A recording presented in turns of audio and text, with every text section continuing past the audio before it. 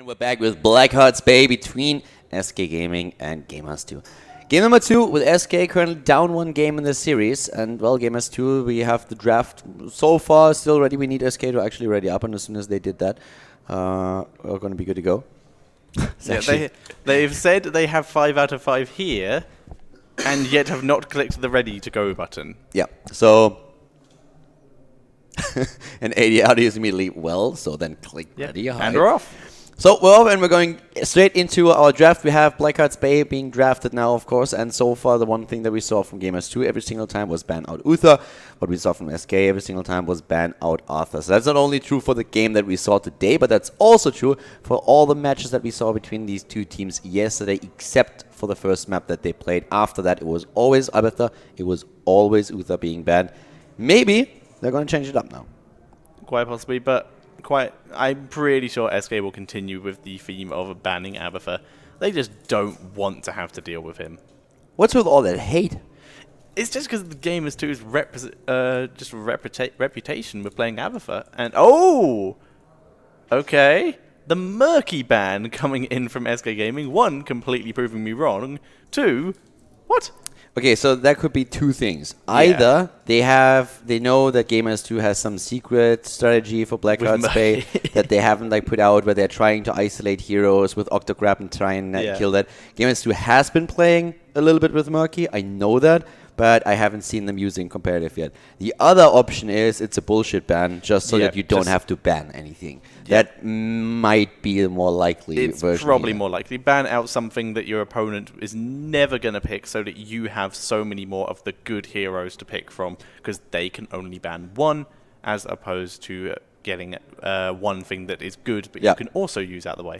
Exactly. So a bullshit ban at times is a really cool thing to go for, and this looks pretty much like it's what we're going to see here. So for SK, that's already a change in pace, so my Slug might get some love here, since we're having... I think SK might try and steal it. SK? Why they haven't banned it. Maybe going for the Abathur here. I would like it. Good old Abathur, evolution complete, I like the guy.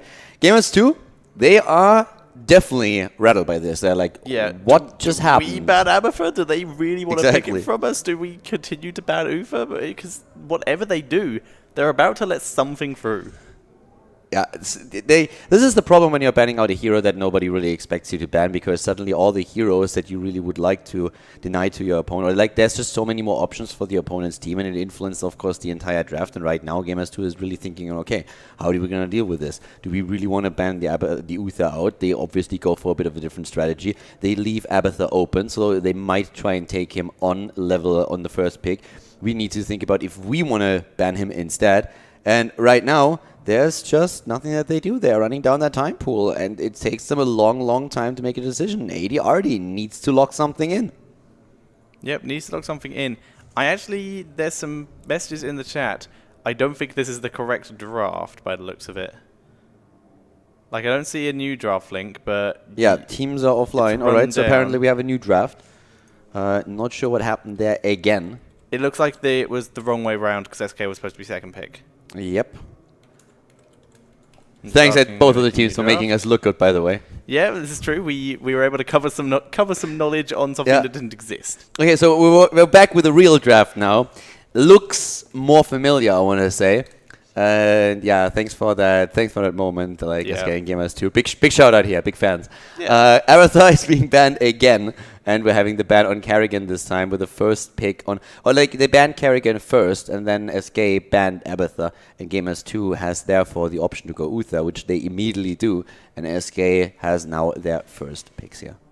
Yep, and if we're going by... I feel trolled hard, by the way. I feel very trolled, but... We covered it. We described what it could mean well enough. It just wasn't the actual case. We've seen a couple of these. We've actually seen bullshit bans happening in the game. Oh, but definitely. Most of them happened actually when we had an even smaller hero pool than we do have right now. Yeah. So SK Gaming picking up Illidan, the melee assassin, just so Gamers2 cannot run it with Uther, because that could be really dangerous. And SK, they still do have the option to pick up a Rhaegar for themselves, so not too bad to give over Uther there, especially when Karrigan is already banned. SK now with the second pick, oftentimes with Illidan as damage, you run Vala, which is very reliable, but they go for Sylvanas here on Blackheart's Bay. It's a great hero to push, oftentimes positioned at the bot lane against the potential Zagara or against any kind of push. Sylvanas is oftentimes found there. We're having Game2 now with just so many different options here. We could see them even with another Stitches build, and then the Uther would, of course, also add a lot of value with that extra stun that he has. You don't have to rely on the Malfurion route in this case. With the stun, Uther is pretty great. But in terms of damage, there's Jaina on the board. We have a Vala that they could go for. So a lot of options for them, and depends very much on what kind of composition they want to play.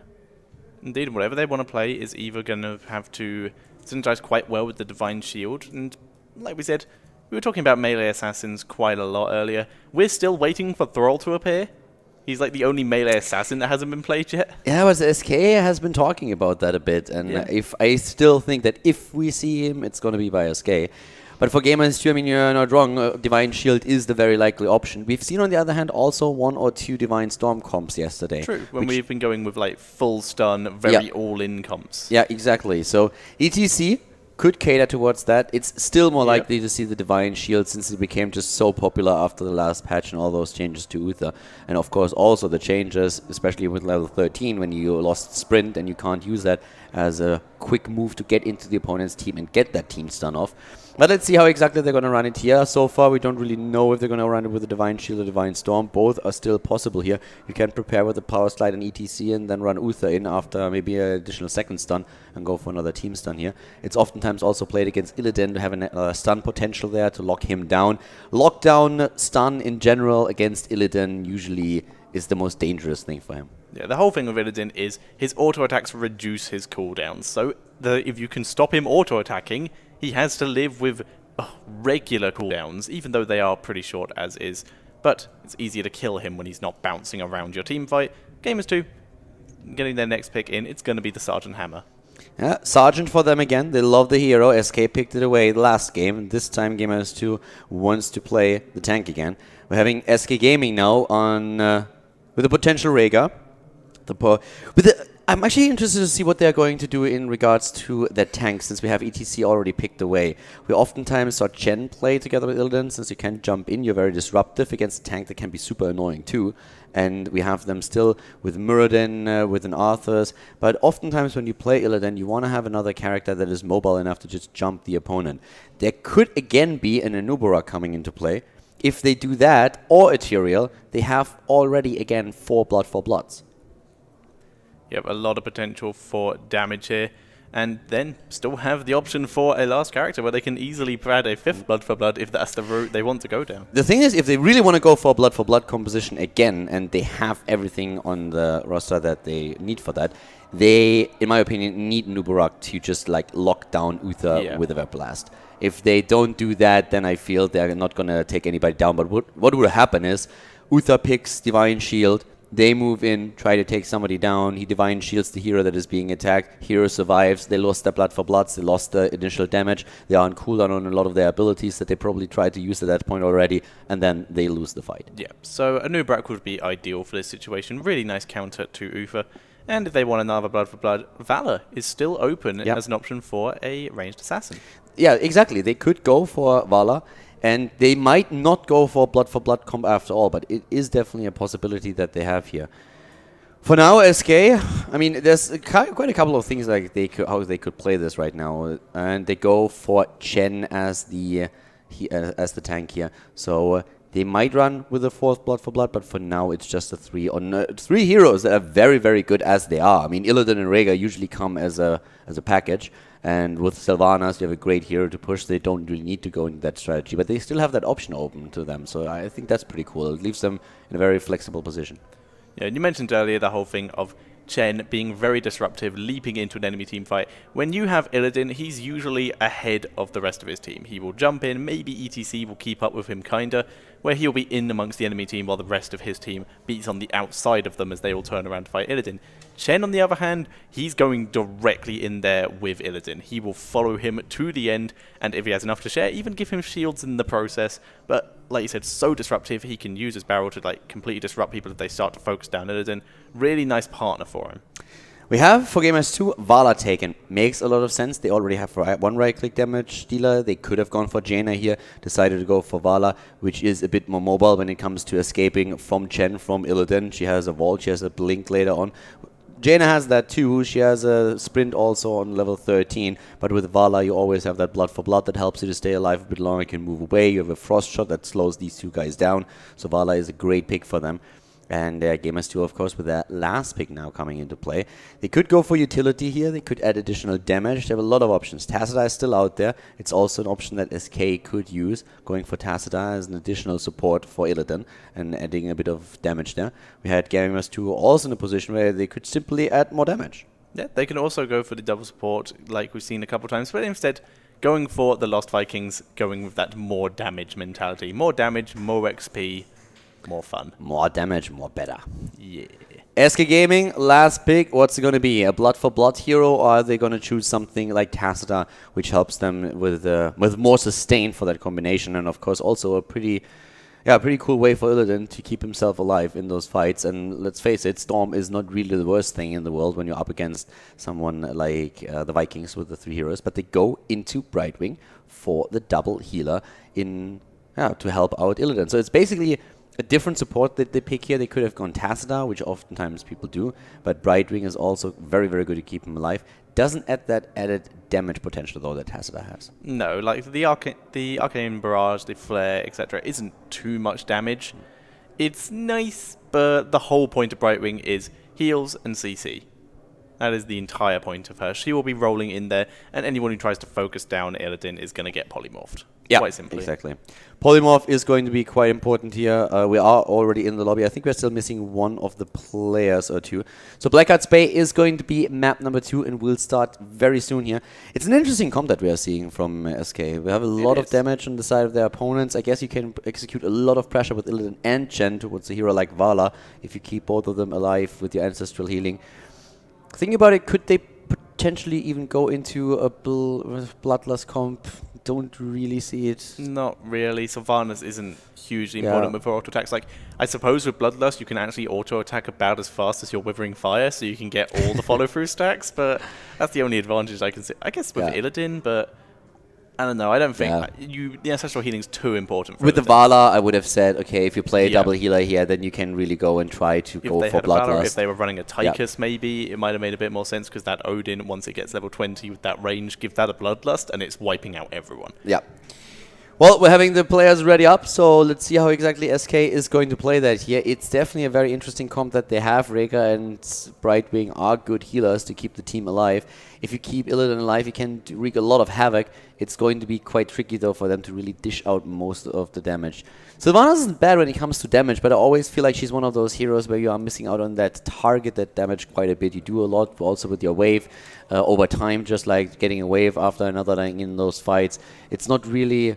I mean, you can target your Q to a certain extent by keeping close to the target, but in a big team fight, that it's extremely difficult to really pull off unless you're chasing someone away. It's kind of like the assassin version of Lili, where it's a situation of, yes, her heal is nice, it does quite a lot of health, especially if you take the heal over time on it as well, but it's random. Yeah. It hits the target which is nearest / lowest health, and will prioritize heroes, which is sometimes not who you want. If there's an ETC who's already backing out and can heal himself, like he has the increased duration on his guitar solo or something, and he's already backing out of a fight, but he's slightly lower health than the Illidan, who's still in the fight but in range, and has slightly higher health, then it's going to heal the ETC, which is not what you want, and that is the situation why Lili's not picked.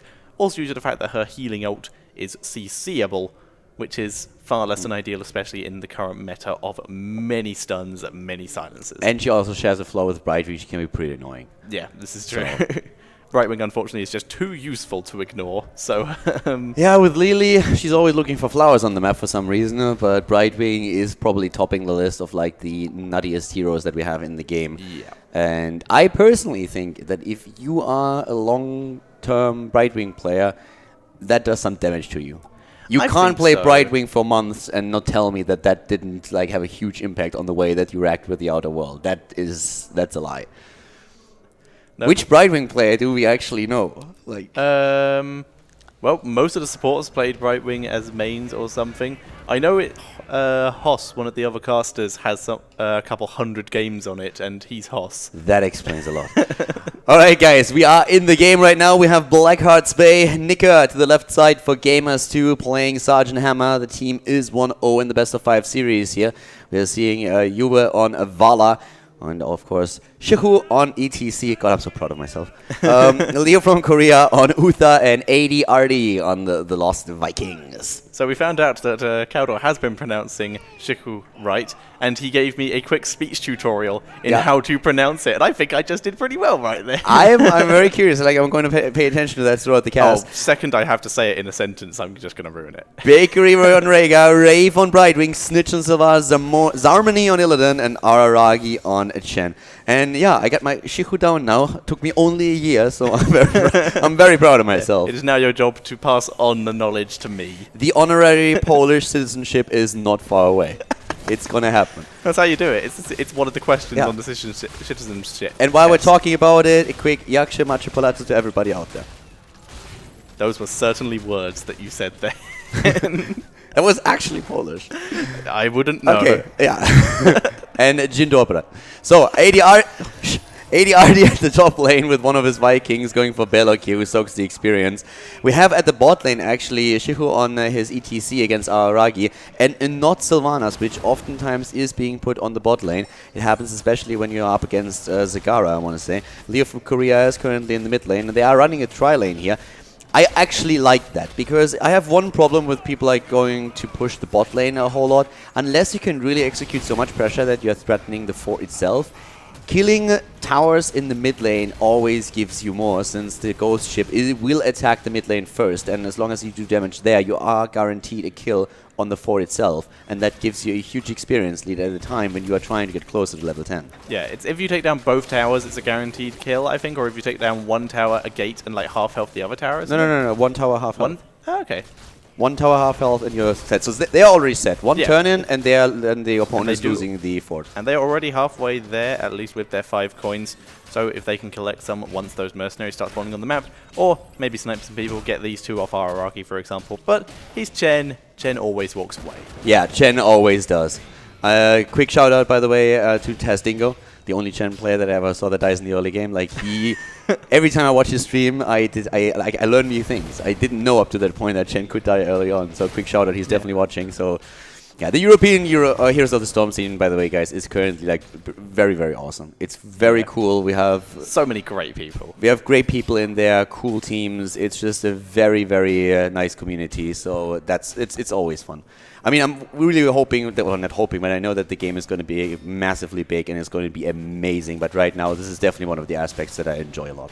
Yeah, community is so friendly and so nice. Snitch, moving in, just getting his back arrow off, just making sure it hits Nick and getting a little bit of harassment down. And to the top lane, we have actually a lot of rotations from Gamers2. They're moving to the top lane, they're moving down to the mid lane, they're trying to push in to the left, to the right, trying to look if they can maybe get a kill at the bottom against that Chen. Then they realize that Chen doesn't die, move into the mid lane again and try to focus down in tower like we see here. And that's a rotation with ADRD's Vikings. So another one of those rotations. They get the kill against Sylvanas too, and they will get more than that. They are going straight now for Brave. Brave is moving away in the last second. A counter kill against Balog, but that tower is going to fall, and the gate will fall too. Yep, that is a quarter of a kill for 1 kill in favor of Gamers2. Definitely coming out ahead there. Yeah, of course, also in addition to that, then the structures, and we've been talking over those objectives on the map, it really, really helps you. The talents that we're going to have a look at, I actually didn't adjust that, so sorry for the delay here. We're having Strafe taken on the side, or no Strafe, sorry, multi-shot on the side of Vala in this case. No real surprises in regards to the build. Arcane Precision is one thing on Brightwing that we're going to highlight here, but besides that, everything is just like you would expect it. Are we going to see from one of the players a mule, though? And, well, looking at the heroes, we won't. Yeah, I don't think anyone can take it in this game. We are going to see Uther go for his cleanse at level 7, the guitar hero talent for ETC, searing attacks, the usual talent nowadays for Valor, first aid from Sergeant Hammer, and the jump from the Lost Vikings. Level 7 has also been hit for SK. Yeah, and SK is also stealing away the Bruiser camp at the bottom lane, and this is a really important camp, and they time it perfectly well with 2 of the Siege Giants pushing in too. There needs to be a rotation on the side of Gamers2. They cannot simply leave 1 hero down there trying to deal with that, and especially not ETC. That's never going to work. There are 3 heroes barreling down that lane together with 2 camps. Good luck, Shihu, dealing with that. At the top lane, there's of course counter pressure with Nika. Rave is trying to pull him off him every single time so that he drops out of that siege mode. But the bot lane is very threatened right now, and there comes Leo helping out his buddy, helping out the cow. And to the top, yeah, Nika needed to move away here. It was just a bit dangerous, and they already pinged since they knew that Snitch was rotating to the top, and Zalmoni is of course another threat. Yeah, and Shiku does have a lot of very decent wave clear now that he does have the Echo Pedal talent that he got on level 4. However, he still needed help there because there was just such a big minion wave from SK. SK do get their turn in, and it's going to do quite a bit of damage to mid, but I don't think it will take down the fort due to the fact those towers hadn't taken too much harass. Yeah, so here come the shots in, and we are having 14 coins on the side of SK right now. Yep, so they are prepared for another turn, and going on to Nika, and the Envenom goes down. He gets annihilated. Yeah, he gets killed there, so didn't stand a chance in that point. And this is actually starting to really become a bit of a danger to Gamers2 since they're falling behind in experience. And they started very well into this game, with a very good start into this game, doing a lot of damage here to the mid lane. But right now, they cannot keep up the momentum. Yep, and they didn't actually... Have they got their full turn in? No, they still have those 5 coins in that they got at the start of the game. And they're just sitting there waiting for them to finish the turn in. They have enough. They just haven't done it yet, and SK gonna take down that fort. They didn't have level 10, so they could not move out onto the map. They're trying to turn the coins in with ETC. And at the top lane, we're having the Heroics taken, and it is indeed the Divine Storm together with the Mosh Pit on the side of Gamers2. So they're going into that control comp that we've been mentioning during the draft. Yep, such cool combo. The main issue with the Mosh Pit is it's interruptible. It's easy to cancel the channel if you stun or CC them. And the Divine Shield is the absolute way to stop that from happening. It's a build that I have run in ladder for quite a while. It's a build that we rarely see in tournaments. Sorry?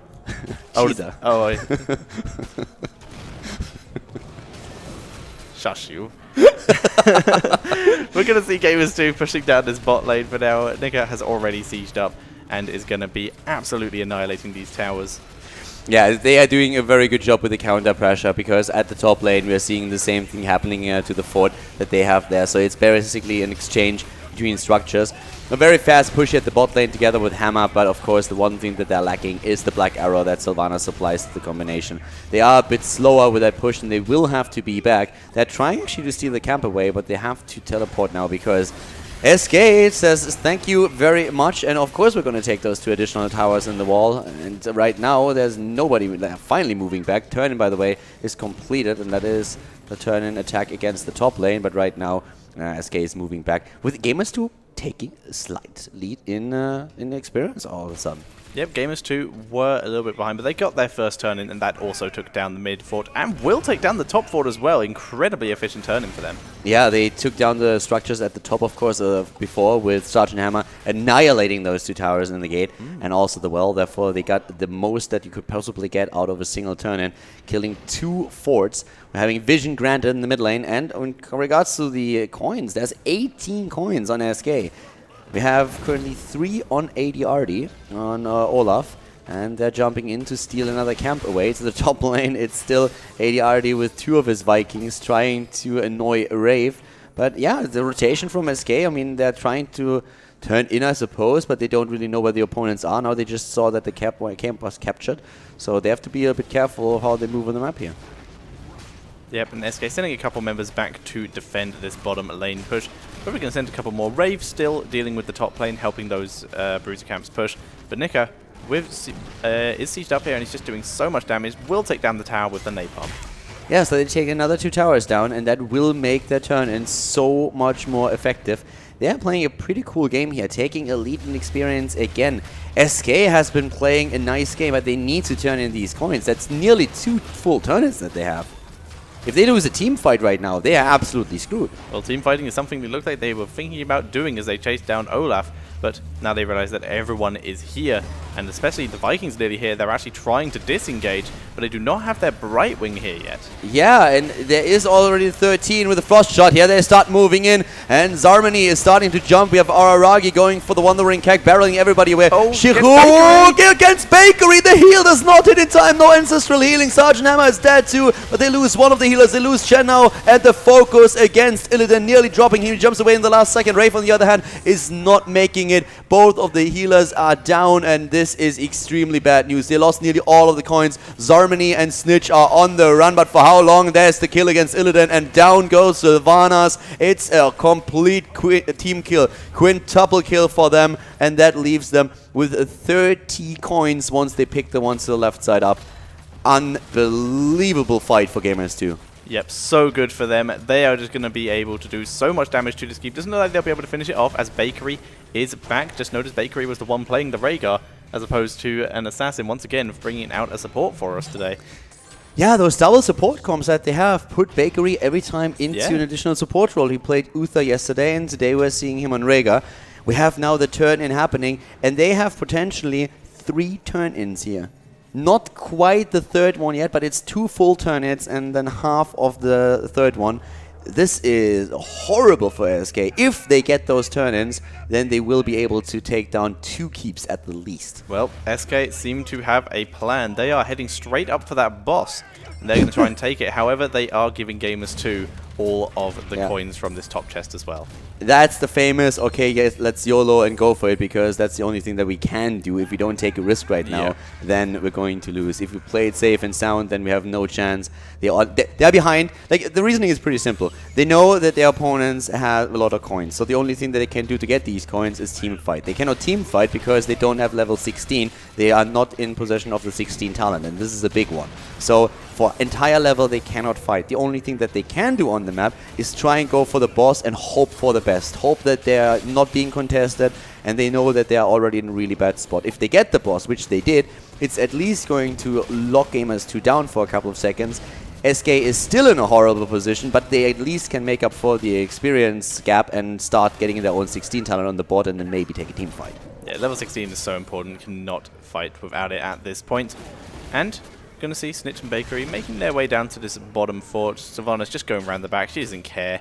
She can just cancel the attacks of the fort. Does take 1, but that is due to the range of Black Arrow not being long enough to just fully cancel it. Bakery and Zarmany here as well. We're going to be working on this, and Eric currently trying to drive back Snitch here.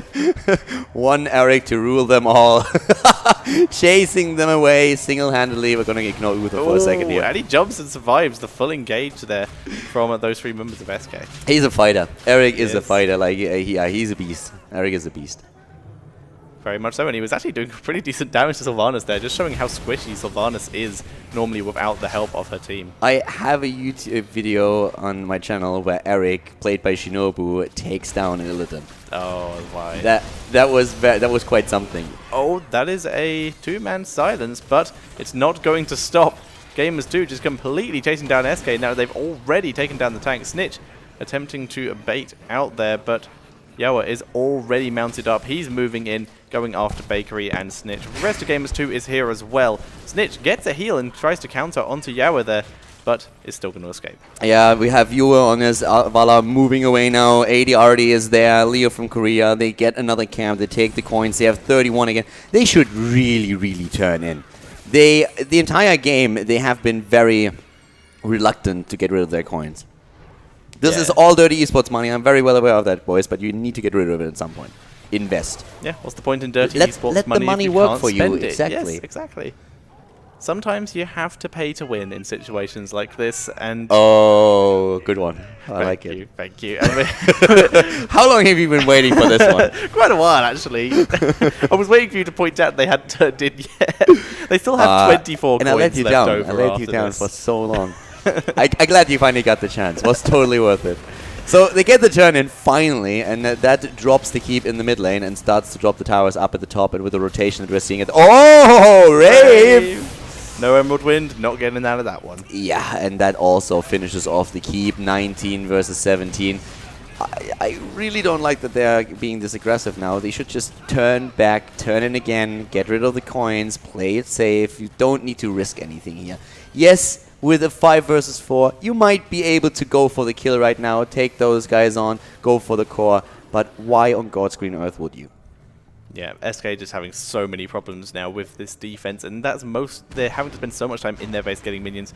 It is weird that Gamers2 are playing so far forward, especially with all the coins that they do have on them. 26 coins on them. They are killing off as many buildings as possible, though, just killing off towers and stuff. Not even going for forts, but doing as much damage as they can, just so when they do turn in, they can absolutely annihilate keeps basically for free. I like that part. But I just still think that if you already walk past the turn-in point and you have this many coins, then just turn them in, get that. They have the 20 now, and with the double Nexus Frenzy, the damage increase that we're seeing now for the Polish team is just insane. Illidan is going to have a very, very shitty day when they're starting into that fight. And there it is, immediately being attacked, starts to jump in. Good increase there, and wow, that heal in the last second. The kill against Vala actually happening. A lot of damage already negated. Here comes Aragi with the Wandering Keg. Can SK win that fight and steal those coins away? Nice mosh pit on 2 people. Zarmany is able to take down Sergeant Hammer there and is still going in here onto ADRD. He's now popped out of his boat. Aragi able to get out from ETC as well. Zarmany will go down to the Vikings. And one Viking does go down, but SK are not done yet. They're actually doing pretty well in this fight. But in comes Shiku. He's coming in to try and block off the chase from SK. And it looks like he's going to be able to do it and save his team. Yeah, and now they still save 21 coins. Well, as I say that, they are going to lose Balog here. So it looks like it's going to be... No, they're actually saving it. 21 coins saved, but now the chests are on the map. We're having level 20 versus 18. And Gamers2 are in the process of throwing the game. This is it's a long and arduous process to throw a game when you have a 2-level advantage at level 20, but they're doing a pretty good job. And we're seeing Bakery using the very cool Feral Lunge trick to leap to a minion with Feral Lunge and then cancel the attack so that he stays in wolf form, so he's able to get out on half health. Yeah, they have the coins they could turn in. That might, let me double check, no, it's not going to go like keep, but they have a lot of coins there. They're going for boss apparently first. Yep. Gamers2 lost 9 coins in that engagement, and that's 9 coins that not only they do not have, but that with the turn-in could give SK a ship. SK wasted a bit of time with that attempt to go for the top keep. I'm actually not liking that too much. I feel they should have just like taken chest and turned in. Yeah, they're actually not going to be able to get top chest at least. They could have also gotten boss. I'm not sure what the idea was by attacking the top lane of Gamers2.